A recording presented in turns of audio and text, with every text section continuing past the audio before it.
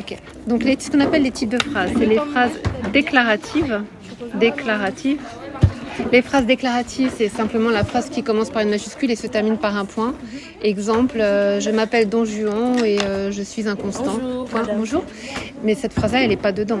C'est moi qui viens de l'inventer. Je m'appelle Don Juan, je suis un homme inconstant. Point. Je répète, c'est pas une citation, c'est une invention un peu, voilà.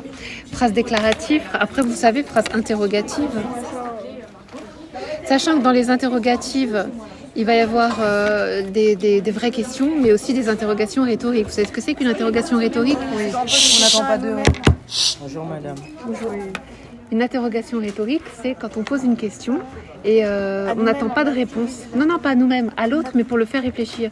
Si par exemple je leur dis, vous croyez que c'est en bavardant comme ça que vous allez réussir votre bac ? C'est pas une question, voilà. C'est plus pour faire réagir et réfléchir. Donc les interrogatives, les exclamatives. Bonjour madame. Exclamatives. Type de phrase déclarative interrogative. Donc les exclamatives, elles servent à quoi ? Elles servent à exprimer des émotions. Ok, des émotions. Donner du sens aussi un peu, l'intensité. Ça donne de l'intensité, ça rythme le texte. Le texte, oui, donner de l'intensité aussi. Évidemment, intensité. Ça rythme le texte, ça donne de l'intensité, ça exprime des émotions. Les émotions, ça peut être par exemple de l'indignation. Des fois avec l'infinitif, qu'on appelle un infinitif d'indignation, justement. Par exemple, imaginez, vous accusez quelqu'un d'avoir menti. Ou comme ce matin, il y a des gens qui sont venus dans notre classe et qui ont volé quelqu'un de la première G4 a volé un ordinateur. Imagine si je dis à un élève, c'est toi qui as volé l'ordinateur ? Et s'il est outré et qu'il parle bien, il va me dire, quoi, moi, voler un ordinateur ? Voler ER. Voler ER, donc c'est un infinitif, c'est ce qu'on appelle un infinitif d'indignation. Il y a aussi d'autres types d'infinitifs, et ça, apprenez-le pour la grammaire aussi, pour l'oral du bac. Les infinitifs délibératifs. Quand vous dites par exemple, je ne sais quoi faire, je ne sais pas quoi faire, je ne sais que faire. Chut, je ne sais que faire, c'est un infinitif délibératif qui sert à délibérer en fait. Il y a plein de sortes d'infinitifs. Il y a des infinitifs qui servent à exprimer des ordres ou des conseils. Se taire est une bonne chose. C'est des éléments dont vous pouvez avoir besoin. C'est vraiment des basiques à savoir en fait. Basique de grammaire française. Des basiques, ouais, c'est de la grammaire pour comprendre aussi. le texte. C'est la grammaire pour travailler sur le plan littéraire en fait. Oui. Voilà, c'est ça. Donc on a les interrogatives exclamatives, alors déclaratives, interrogatives, exclamatives. Voilà, et c'est dans les interrogatives, les rhétoriques. Donc je ne l'ai pas rajouté, mais du coup vous allez l'avoir dans l'audio. Donc les types de phrases. Ensuite, les verbes. Les verbes, c'est bien sûr les valeurs des verbes. Donc nous, on a surtout vu le présent. Quand on travaille sur le théâtre, vous allez avoir deux types de présent. Il va y avoir un présent d'énonciation, des apostrophes pour énonciation.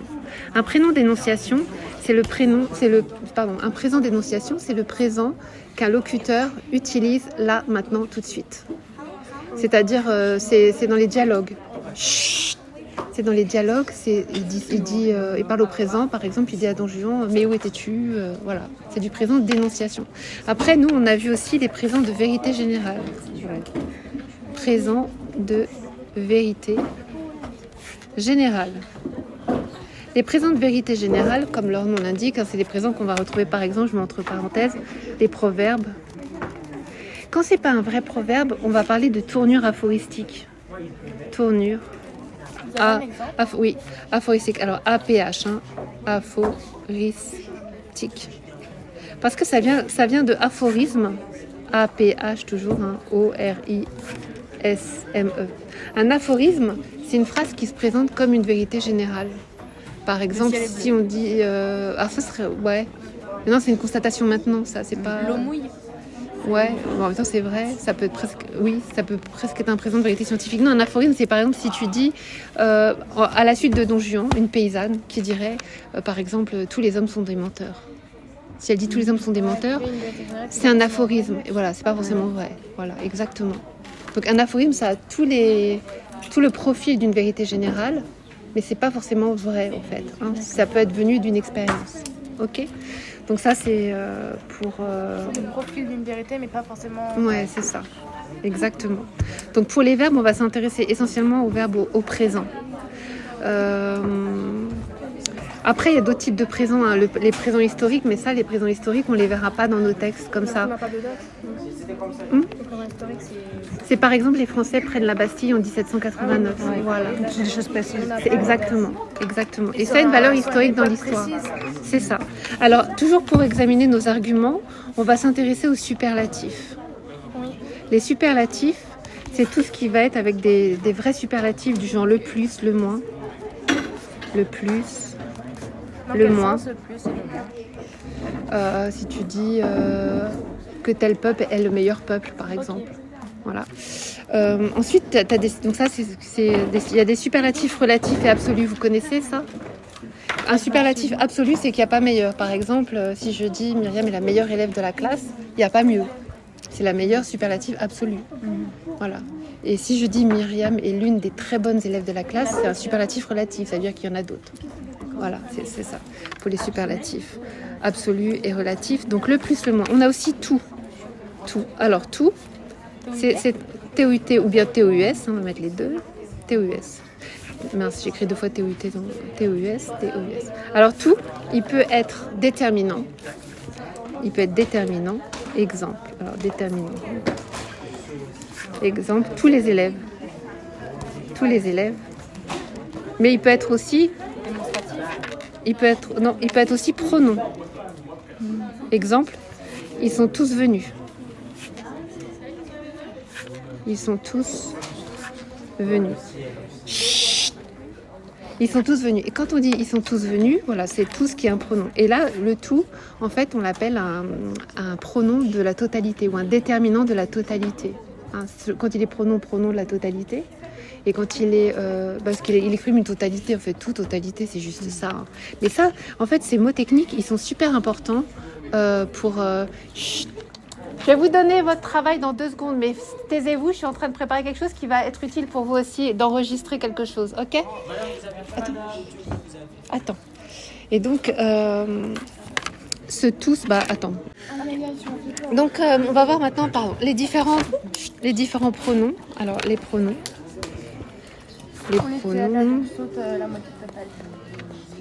Les pronoms, donc par rapport aux pronoms. Là, juste avant, on a vu par exemple les pronoms indéfinis de la totalité. Même le pronom, pas les. Le pronom indéfini de la totalité. Entre parenthèses, vous pouvez écrire tout, TOUT, ou bien encore tout, TOUS, de la totalité. Donc ça sert vraiment à généraliser un propos. Un propos, ça veut dire ce qu'on dit, quoi. Prends des notes, s'il te plaît.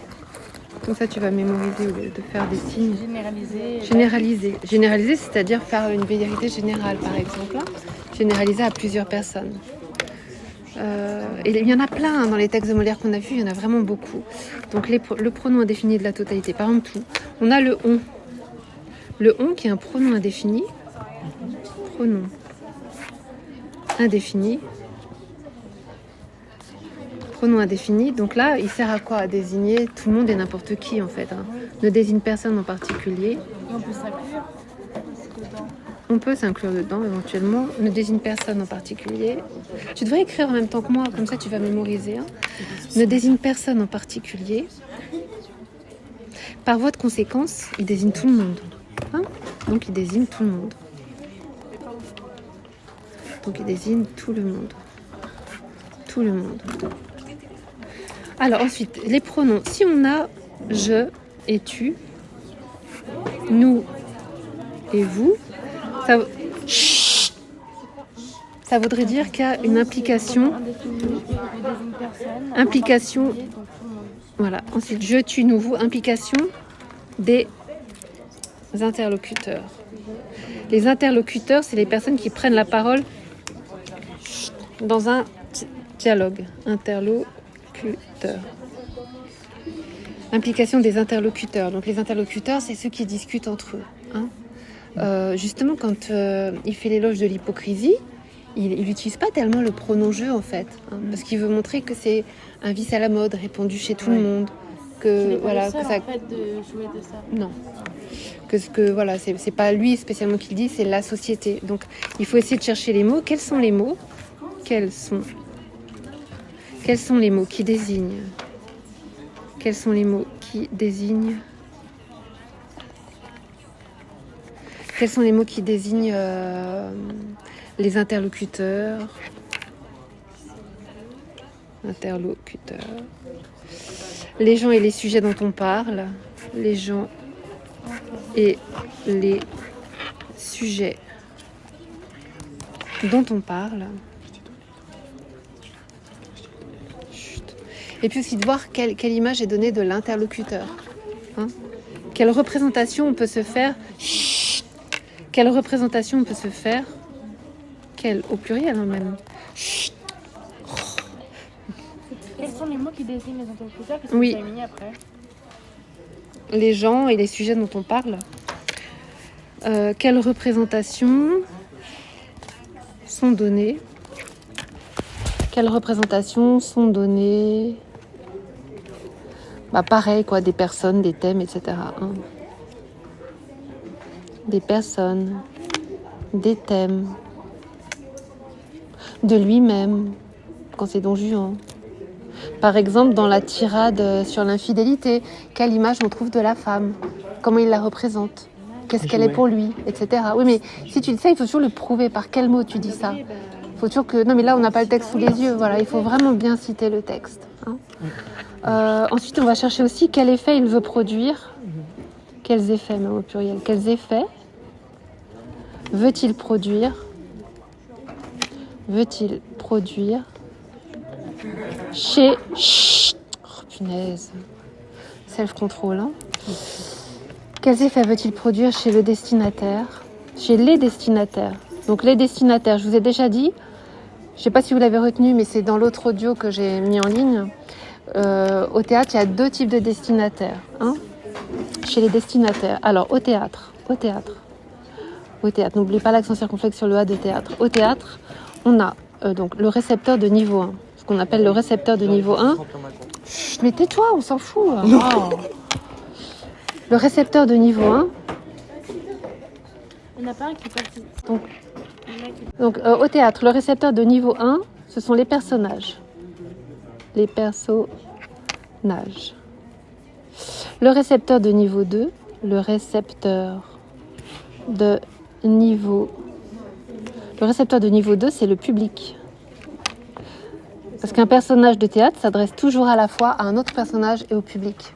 D'accord? Donc forcément, ça fait des effets de sens pas possibles quoi, dans les textes. Hein. Voilà. Alors. Et enfin, pour terminer, même s'il y aura encore des tonnes de choses à dire, on va parler du type de vocabulaire employé. Et nous, on va s'intéresser pour Don Juan au vocabulaire de la morale. Donc le vocabulaire de la morale. On avait vu en cours le terme d'axiologie. De l'axiologie.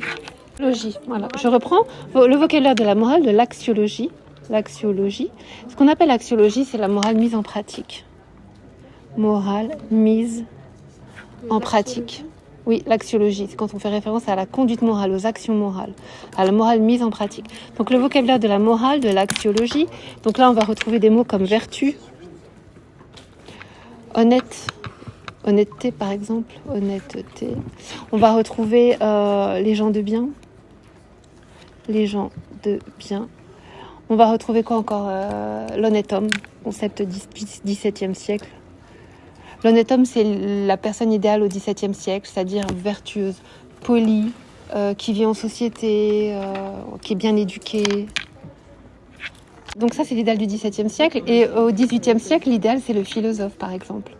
Et au XXe siècle, c'est le citoyen. 20e siècle. Au XXIe siècle, on peut dire que l'idéal, c'est l'écologiste, quoi, enfin l'éco-responsable. Hein, voilà.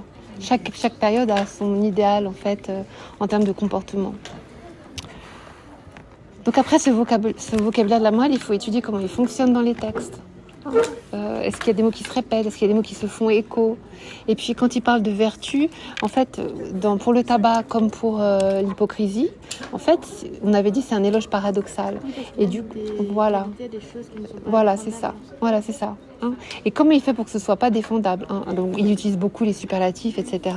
Donc tout ça, ce sont des catégories.